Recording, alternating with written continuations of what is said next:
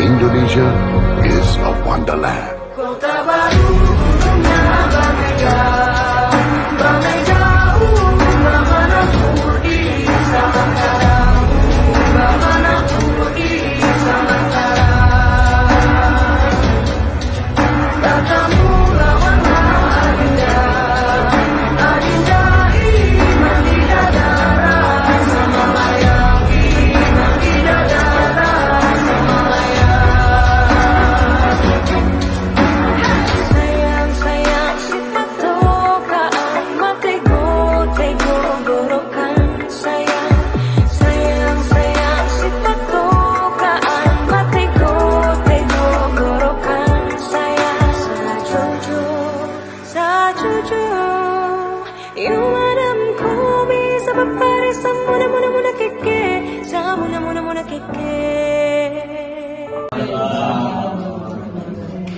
Ya, Bapak Ibu, terima kasih atas kehadirannya pada hari ini. Kami dari calon guru penggerak ini mempresentasikan tentang budaya positif. Kemungkinan kita semua sudah melakukan itu, budaya positif di sekolah, di kelas. Pembahasannya. Jadi budaya positif itu adalah budaya yang dimana anak-anak kita itu merasa aman, nyaman, dan bahagia di dalam kelas gitu.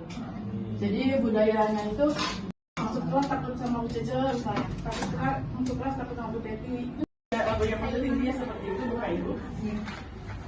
Budaya positif itu tidak bisa memang hanya dari eksternal, tetapi harus dari dalam diri anak tersebut.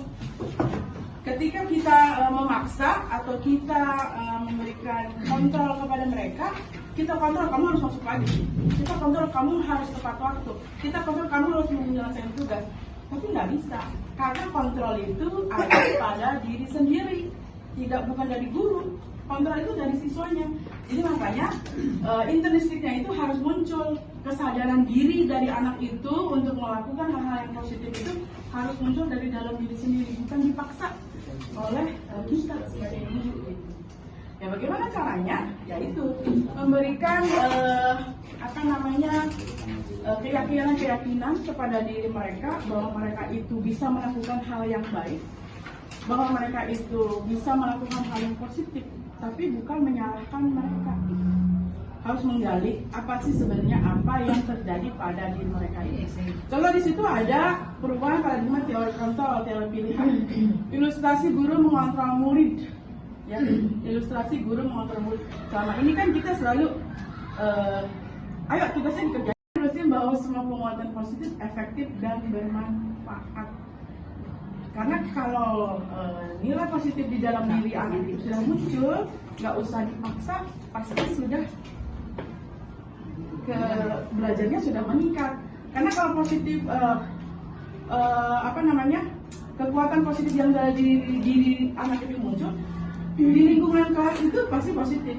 Tidak, contohnya kita akan setelah positif kultur positifnya ada itu akan muncul namanya keyakinan keras bahwa melakukan itu tidak baik, bahwa melakukan itu tidak benar. Dalam diri anak-anak itu muncul sendiri.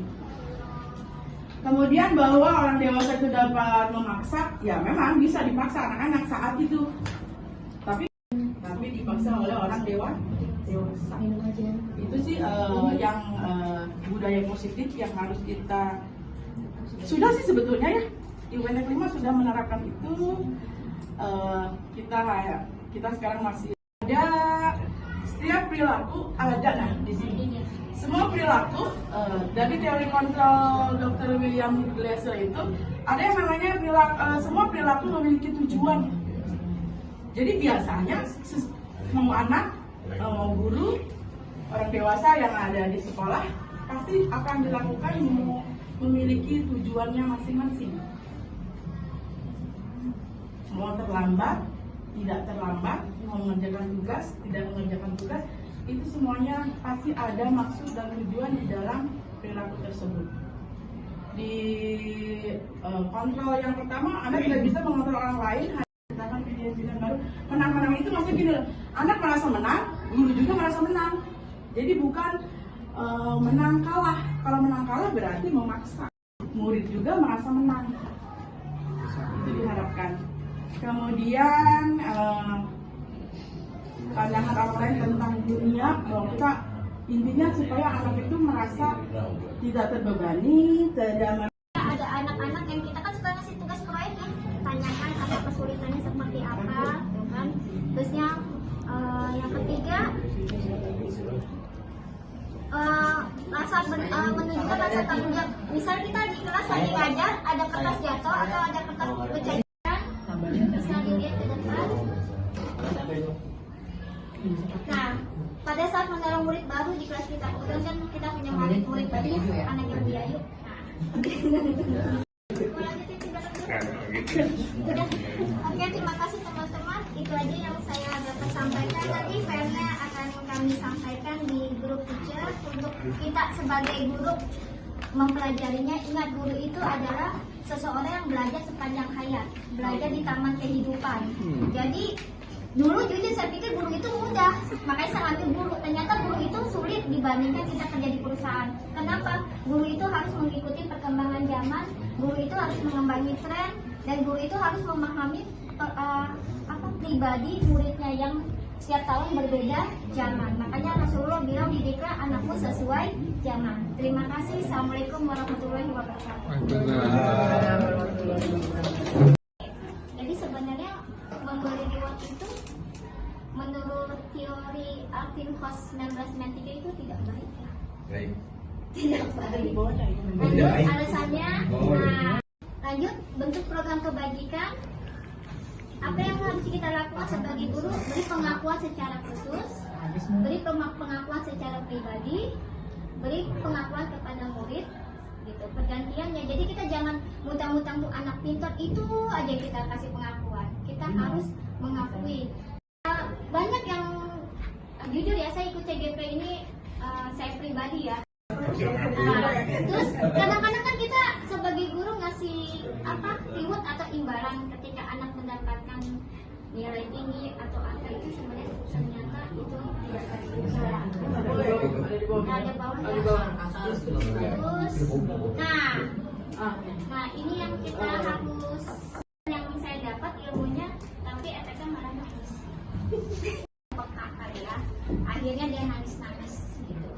Menghindari ketidaknyamanan. Jadi kita berusaha anak itu biar nyaman. Jujur ya, tadi hari ini saya bikin anak gak nyaman. Jadi kita tidak memaksakan anak, tapi dengan adanya kesepakatan kelas yang kembali ke sini. Di sini ada kesepakatan kelas, nih, kesepakatan kelas atau keyakinan kelas. Jadi disiplinnya harusnya berawal dari sini. Keyakinan kelas, alhamdulillah Yuma itu semua kelas sudah menempelkan motivasi. Jadi kita sebagai guru kita belajar tentang perilaku manusia ya. Dan salah satunya adalah apa yang namanya motivasi eksternal, motivasi internal yang bisa dilihat di depan. Yang awal dari diskusi antara wali kelas dengan siswanya. Jadi kita bikin dulu nih peraturan melanggar sesuatu atau melanggar keyakinan kelas, kita akan kembali ke keyakinan kelas dengan menggunakan segitiga restitusi. Kita tanyakan dulu penyebabnya apa, terus kita validasi kenapa kamu melakukan itu, terus saya tanyakan lagi kembali ke keyakinan kelas, keyakinan mana yang mereka melanggar. Lanjut, next. Nilai kebajikan universal dari budaya positif. Bisa dilihat yang pertama, setiap perilaku atau perbuatan memiliki suatu tujuan. Pasti semua yang kita lakukan pasti punya sesuatu tujuan dan tindakan. Terus apa yang dicapai? Yang pertama, beriman kepada Tuhan yang Maha Esa, berakhlak mulia. Semua kasih sepakat ya. Kalau kita pengen anak-anak kita beriman bertakwa kepada Tuhan yang Maha Esa. Yang kedua, mandiri, bernalar kritis, kebinekaan global, bergotong royong, kreatif. Ini termasuknya adalah tema yang lagi dikembangkan. Akhirnya mencari jati diri, mencari perhatian terhadap wali kelasnya, terhadap teman-temannya. Ini contoh kelas saya Pak ya, 50. Nah, kan kasih sayang itu kenapa rata-rata di kelas saya itu 50%-nya ya termasuk saya mungkin. Kalau saya ngomong jadi menyinggung saya sendiri. Keluarga yang broken home. Dan ada lagi kasus kita harus memperhatikan Bella. Bella itu kan kasusnya mungkin berasal dari kata disiplina yang artinya belajar. Jadi sebenarnya belajar untuk apa ya? Menata diri untuk taat atau apa ya? Apa ya bisa jadi selanjutnya yang saya sampaikan. Anak nepek kasih sayang butuh tuh.